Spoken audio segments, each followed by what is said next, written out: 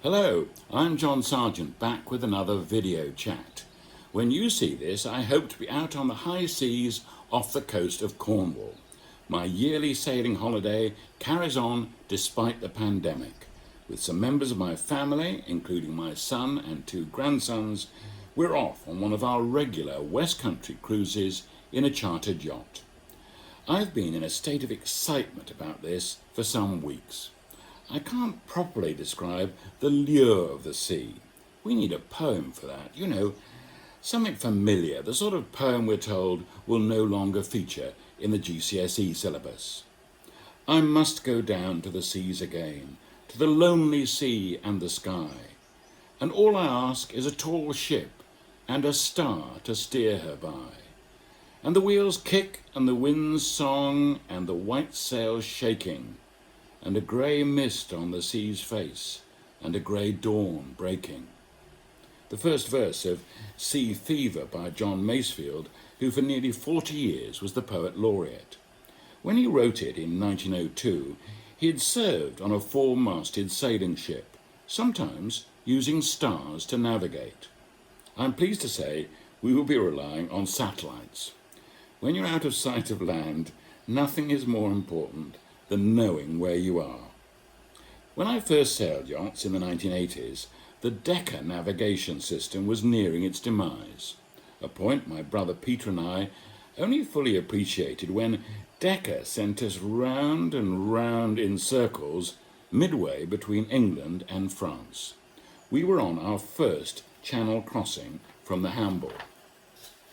Hours were wasted as we tried to get back to an obvious simple course, roughly due south.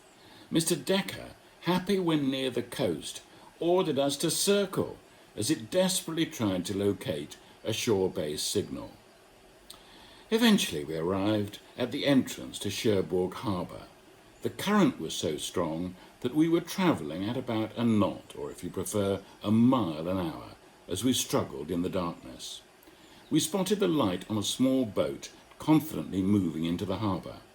We followed gratefully and tied up. It was 1 a.m. Our straightforward cross-channel journey had taken all day and most of the night. The American satellite navigation system turned out to be the answer. It could have been a brilliant way for the Soviet Union to target US rockets, but the first type of GPS was deliberately designed to be not so accurate.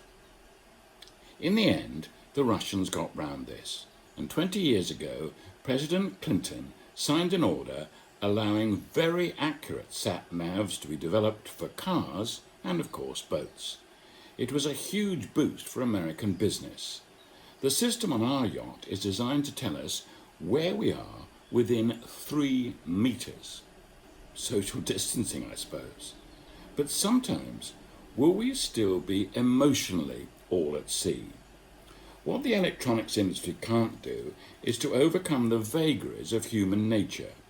Personalities can change for the worse on a typical sailing holiday. Quite mild, friendly people can quickly turn into autocratic, bossy, meddling monsters on a small boat. Alan Ayckbourn tackled this subject in his play Way Upstream.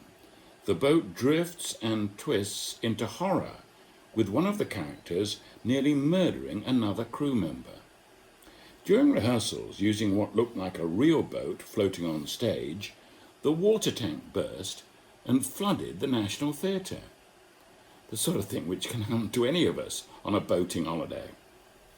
I very much enjoyed a waterproof version of the play later in the run, although it often seemed more documentary than drama. On these cruises, much does depend on your companions.